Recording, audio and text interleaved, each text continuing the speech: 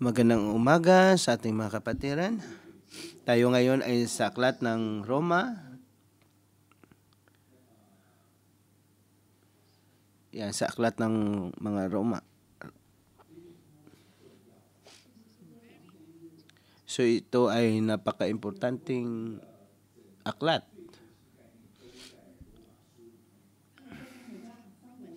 Ang aklat ng Roma ay marami ang sinasabi sa atin ang napaka-importanteng konsepto ng Ebanghelyo.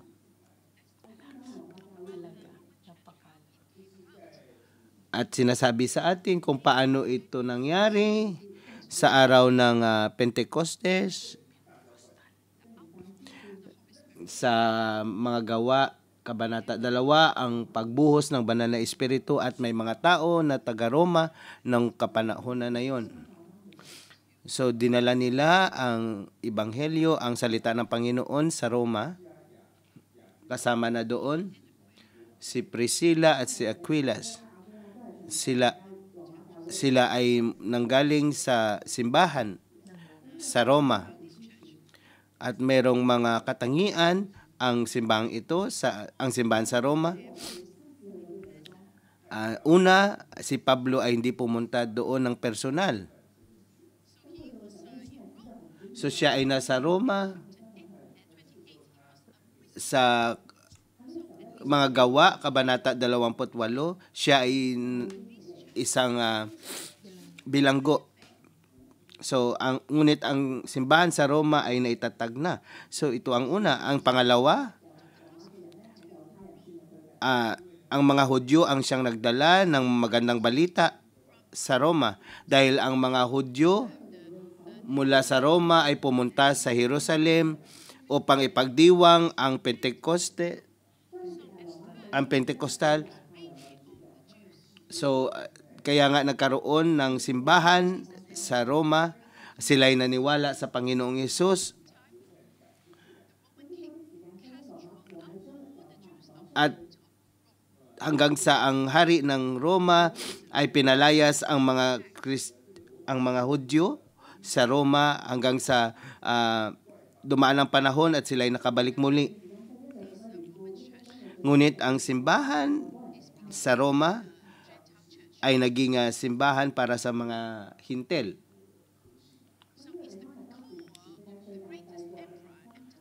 So ito ang naging core ng pinakadakilang emperador nung kapanahonan na yon.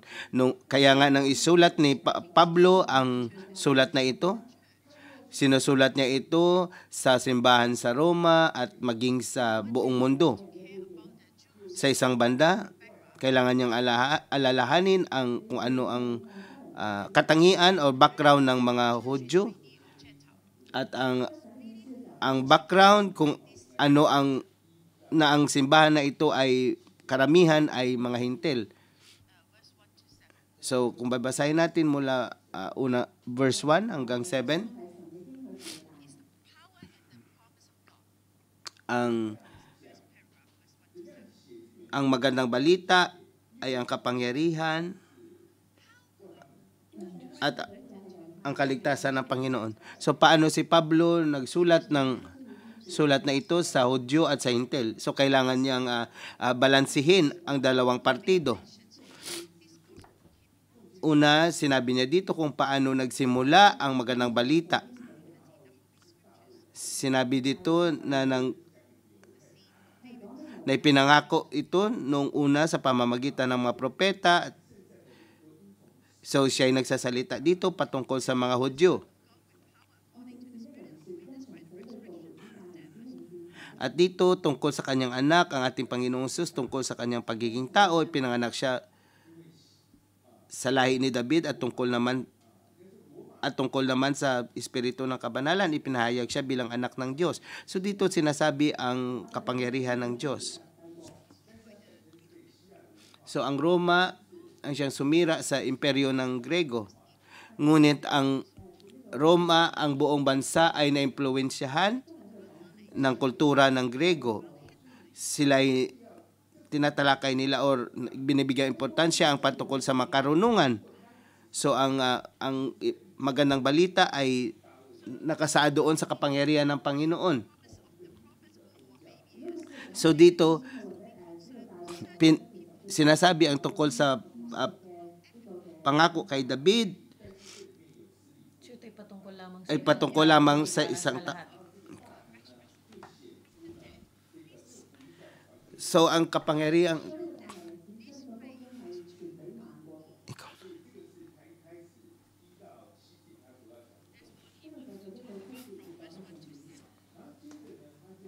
ito ang nais niyang sabihin dito mula sa talata 1 hanggang 7.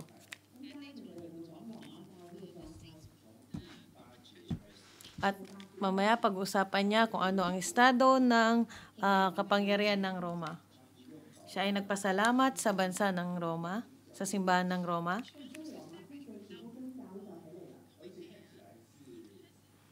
Ang simbahan doon ay natayo kahit hindi pumunta si Paul doon. At ang bilang ng mga nito ay maganda. Ang kanyang kapangyarihan ay, ang kanilang pananampalataya ay naging makapangyarihan sa buong mundo. Dahil ang pananampalataya nila ay na pamalita sa buong mundo, kaya maraming tao ang naniwala dito. Ngunit bakit kailangan magturo muli ni Paul sa simbahan? Ano ang problema ng simbahang ito? Oo, sigurado meron silang pananampalataya. Ngunit sila ay nawala sa pananampalataya at may nahalo sa kanilang pananampalataya.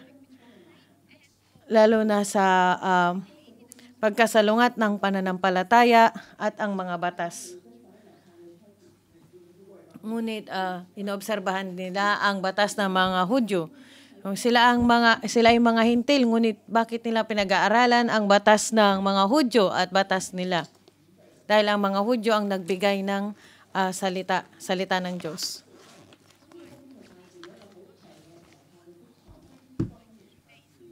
Kaya ang salitang ito ay kasing lakas ng Judaism.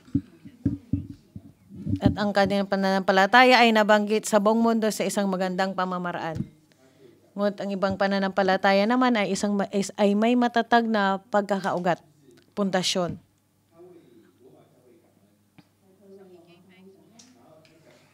Siya ay nagpasalamat sa simbahan ng Roma.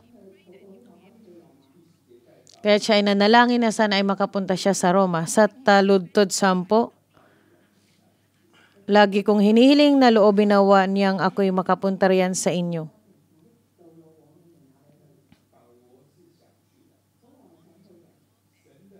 Nais ni Paul na pumunta sa Roma. Ngunit ang plano ng Panginoon ay makapunta siya doon, ngunit hindi pa rin siya nakapunta. Kaya siya ay nanalangin na maipagpatuloy ang plano ng Diyos. Kaya siya ay patuloy na nalangin para dito. Anong ginawa niya dito?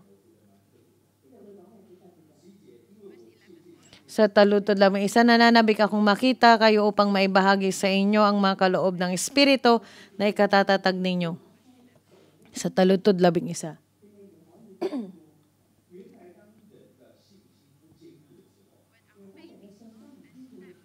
Kung ang pananampalataya natin ay hindi naging matatag, hindi ibig sabihin nito na wala tayong pananampalataya, ngunit ang pananampalataya natin ay hindi naging matatag. Kailangan natin ng espiritual na regalo. Kaya siya gustong pumunta doon upang ibahagi ang espiritual na regalo. Ang espiritual na regalo ay upang ipakita ang kapangyarihan ng Diyos, upang makita nila, nasabihin nila, oo, ang Diyos ay nasa ating kalagitnaan, at ang mga tao ay naisin pa nila na makilala ang Diyos. Ang spiritual na regalo ay napakahalaga. Hindi ito ang ating naisin, kundi ang naisin natin ay ang makilala pa ang ating Diyos. Ngunit sa pamagitan ng mga spiritual na regalo, ang pananampalataya natin ay magiging matatag, mas malalaman pa natin upang mas makilala pa natin ang ating Diyos.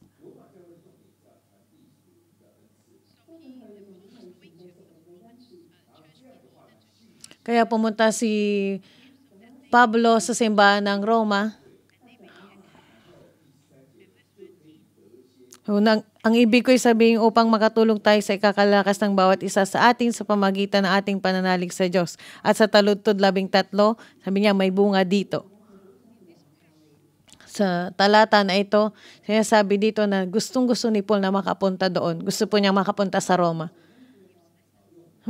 Ang pinaka basic po dito ay gusto niyang simula ng isang pag-aaral patungkol sa espiritual na mga regalo.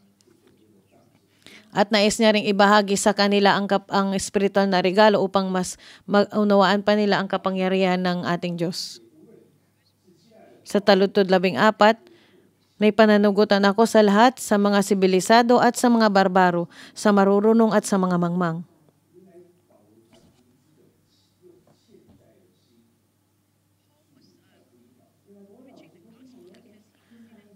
Si Pablo noon ay pinangaral niya ang kanyang salita dahil sabi niya dito ay meron akong pananagutan.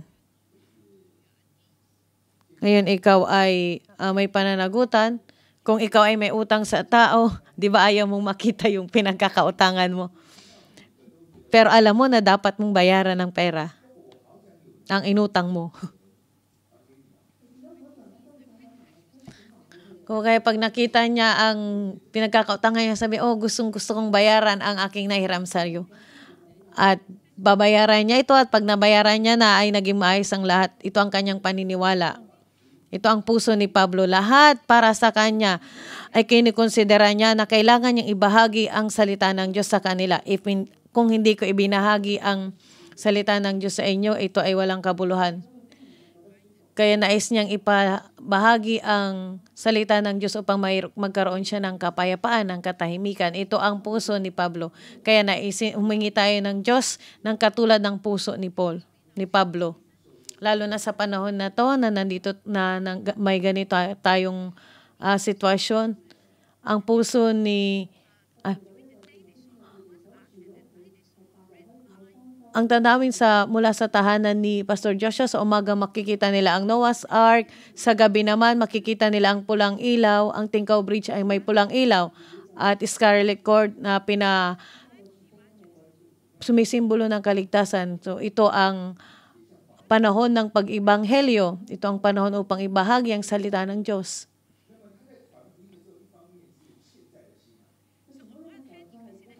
Sa isang kamay, sa isang banda, sinasabi niya ako ay may pananagutan. Sa isang banda naman, nauunawaan niya na kahit ano man ang ugali sa pag-ibanghelyo,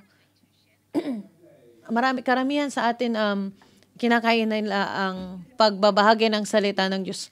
Maring kayo ay nasa inyong trabaho, sa inyong lugar kung saan kayo nagtatrabaho, pero hindi nila alam na kayo ay isang Kristiyano.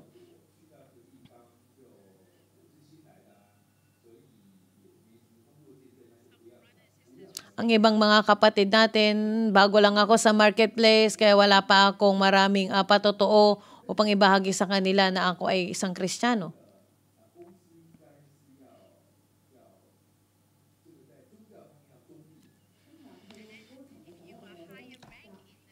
At kung ikaw ay may posisyon sa isa opisina o maaring sabi ko, sige, kailangan kong mayroon munang isang magandang posisyon o sa isang religion.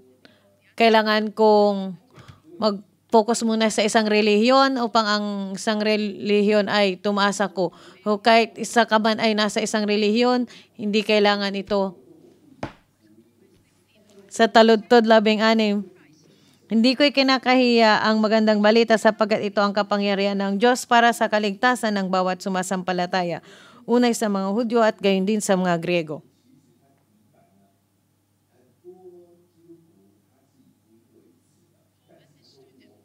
Naunawaan ni Pablo ay marami mga tao ang kinakaya ang salita ng Diyos. Ngunit sabi ni Pablo, hindi ko ito ikinakaya. Bakit ang mga tao ikinakaya nila ang salita ng Diyos? Ang salita ng Diyos ay patungkol kay Kristo. Ito ay patungkol sa Kristo na taga Nazaret. Ngunit ang Nazaret ay kinukonsidera na nasa mababang posisyon para sa mga Hudyo. Sila ay nasa mababang lugar. Kung babanggitin mo ang si Jesus na taga Nazaret, ito ay nakakaya. Kung gusto mong magsalita sa Roma na si Jesus ay taga Nazaret, ngunit ang mga Hudyo ay isang nasa pangalawang klas ng pamahalaan sa bansang Roma. Si Pablo, nang siya ay hinatulan, sabi niya, ako ay taga Roma. Ako ay mamamayan ng Roma. Sa iba ito ay tinuturing na isang mataas na rangko. Ngunit ang mga Diyos, ang mga Hudyo, kung sila ay magbabagay ng salita ng Diyos, ito ay mahirap sa kanila. Pag sinabi nila, ang nais ko lamang gawin ay, at kung ibabahagi ko ang salita ng Diyos sa mga taga-Roma, ako ay nasa mababang level. Ang mga Hudyo, kung nais nilang ibahagi ang si Jesucristo ng Nazaret, sila ay nasa mababang level. Kung ipapangaral din nila ito sa Roma, sasabihin din nila na sila ay nasa mababang level. Katulad din sa kapanahunan ngayon, kaya tulungan nawa tayo ni Kristo. Si Pablo, hindi siya nahihiya sa salita ng Diyos dahil ito ang kapangyarihan ng Diyos, ang kaligtasan at para sa lahat ng naniniwala.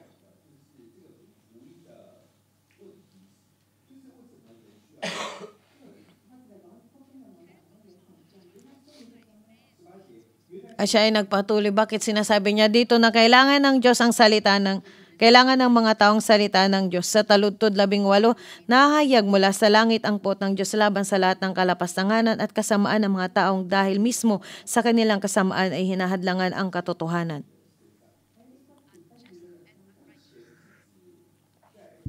Mga hindi matuwid at makasalanan.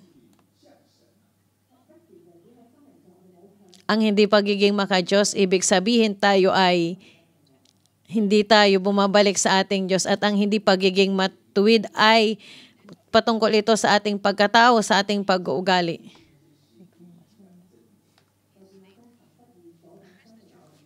Ibig sabihin, hindi nila ipinapahayag ang katotohanan sa katwiran.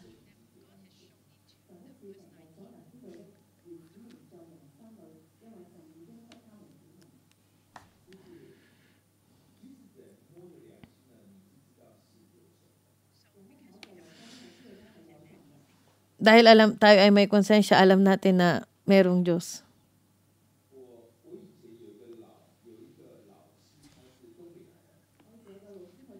Sa nakaraan, meron akong guro mula sa Hilagang Silangan ng China. Ito ay parang sa China, ito ay tropical na panahon. So, parang tagsibol palagi sa Taiwan. So, hindi mo alam kung ano ang kapangyarihan ng kalikasan. Ngunit sa Hilagang Silangan ng China, ang 4 na panahon ay makikita mo ito. Ang mga tao kailangan nilang ibaba ang kanilang sarili sa natural na pamamaraan. Sa taglamig, tapos sa kinabukasan, ang tagsibol ay darating. So ito ay patunay na ang kapangyarihan ng Diyos.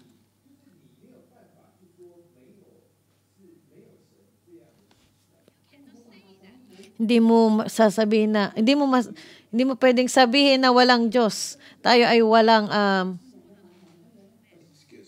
excuse. So, ano ang problema ng tao? Sabi niya, kahit na alam nilang may Diyos siya, hindi nila pinarangalan bilang Diyos, ni pinasalamatan man lang. Sa halip, nagkakaka sila sa mga bagay na walang kabuluan. Bakit nila sinasamba ang mga Diyos-Diyosan?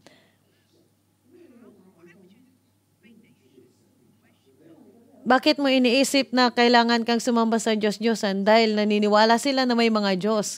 Kaya pupunta ka doon upang sambahin ang mga Diyos-Diyosan. Ngunit alam mo na ang Diyos-Diyosan ay may Diyos-Diyosan. Sa espiritu mo na unawaan mo na meron, pero hindi mo sinasamba ang nag-iisa at tunay na Diyos. Ito ay iyong problema.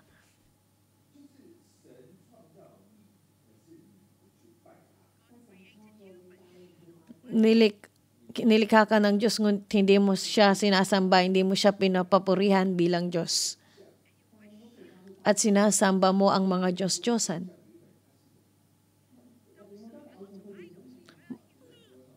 Ang karamihan sa mga idols ay mga tao. Ang mga Chinese, tulad ng Taoism, sinasamba nila ang mga patay ng tao. Patay na sila, paano nila kayo poprotektahan? Sinasamba nyo ang tao, sinasamba nyo ang ibang mga hayop. O, diba, napaka-weirdo nito. Sa taludtod 21, sa halip naghahaka sila sa mga bagay na walang kabuluhan kahit nagdilim ang hangal nilang pag-iisip. So ito ay walang kabuluhan. Alam mo, nilikha ka ng Diyos pero hindi mo siya sinasamba. Hindi mo siya pinapapurihan bilang Diyos. Ngunit sa kasalungat, sa kabilang banda, may iba kang sinasamba. Ito ay kabaliwan. Ito ay isang kabaliwan ng kaisipan. Sila ay nagmamarunong, ngunit lumitaw na sila ay may hangal.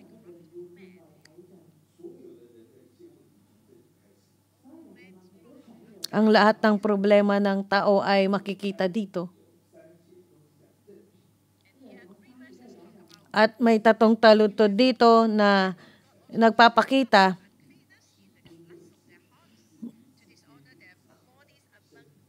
tinarikulan nila ang kaya't hinayaan na sila ng Diyos sa kanilang maruruming pagnanasa hanggang sa hindi na nila mapigil ang paggawa ng kahalayan sa isa't isa. Taludtod 24.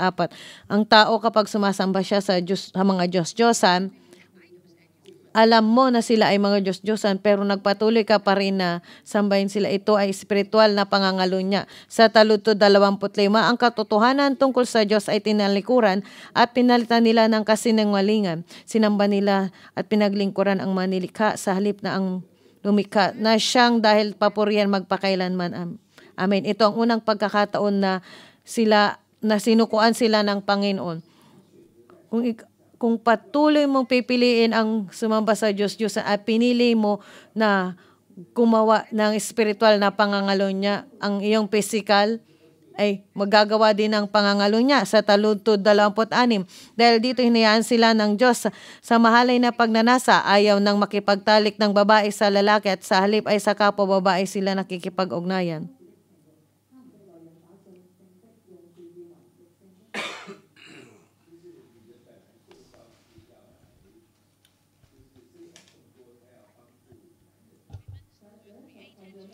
Ang tao ay nilikha ng Diyos upang magpakarami.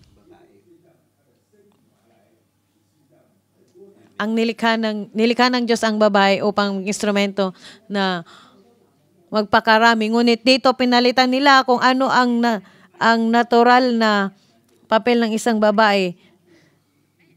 Ganun din sa mga lalaki. Hindi nila kinapamuhay kung ano ba ang tunay na papel ng isang lalaki. Ito ay isang homosexuality. At sa pangalawang pagkakataon ay tinalikuran sila ng Diyos. At ang pangatlong pagkakataon, dahil ayaw nilang kilalanin ang Diyos, hinayaan sila ng Diyos sa masasamang pag-iisip at sa mga gawaing kasuklam-suklam.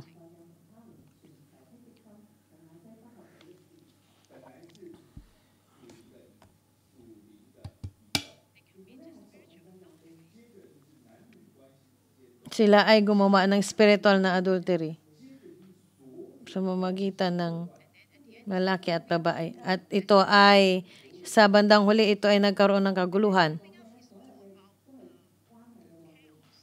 At ang sumunod ay nagkaroon ng kaguluhan sa relasyon. 20, naging alipin sila ng lahat ng uri ng kasamaan, kabugtutan, kasakiman, masamang isip, pagkainggit, pagpatay, pagtatalo, pandaraya at masasamang hangarin.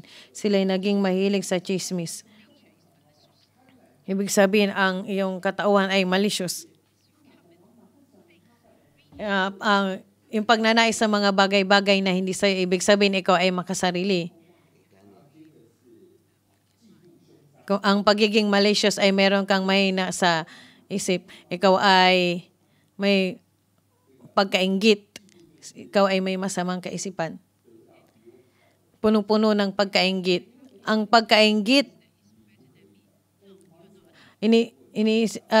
iniisip mo na ikaw ay may higit na mas magandang bagay kaysa sa akin. Kung gusto mo to, papatayin kita. Ito ay pagkainggit. Ang pagpatay naman ay di mo ako itinrato ng maayos, papatayin kita. Ang strive ay ang paglaban mo dahil gusto mong kunin ang isang bagay. Mula sa inggit, sa pagpatay at pag-aaway.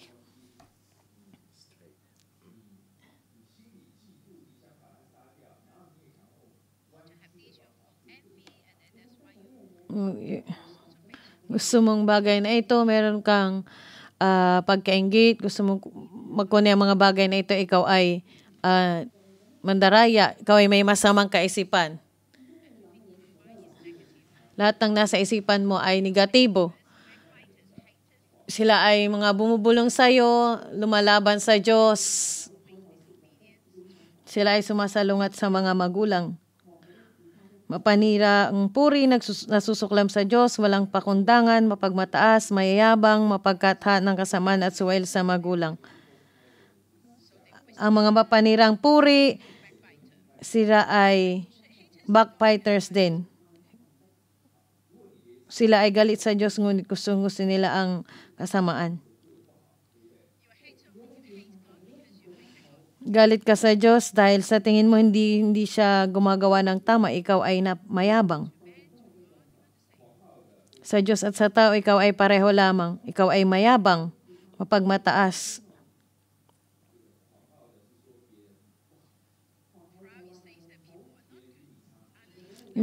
Ang kayabangan dito, sinasabi nila na ang mga tao ay hindi mabuti. At ang pagyayabang ay sasabi mo na, ako ay higit pa kaysa sa iba. Sinasabi din dito na ang mapaghatha ng kasamaan at suwail sa magulang, ito ay hindi ka nais-nais sa Diyos. Hindi mapagkakatiwalaan. Sila'y naging mga hangal, mga taksil, mga walang puso at marunong luwingap sa kapwa. Ito ay kapanahunan ng Roma at maging sa kapanahunan din natin. Sa pagbuod nito, sa taludtod 32, nalalaman nila ang utos ng Diyos na dapat mamatay ang mga gumagawa nito. Ngunit patuloy sila sa paggawa nito at natutuwa pang makita ng iba ay gumagawa rin ng ganoon.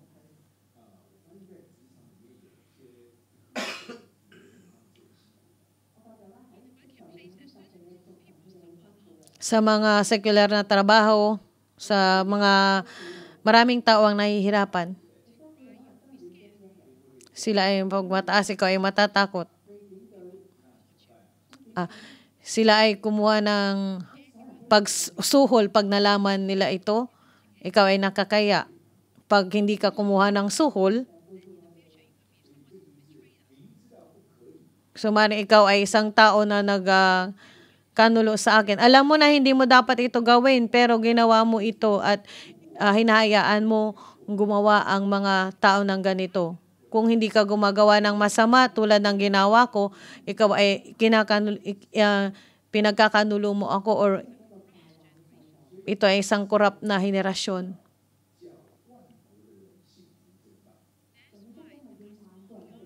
Kaya ang salita ng Diyos ay para sa lahat upang bumalik muli sa katotohanan. Tayo ay korap, wala tayong may pagmamayabang.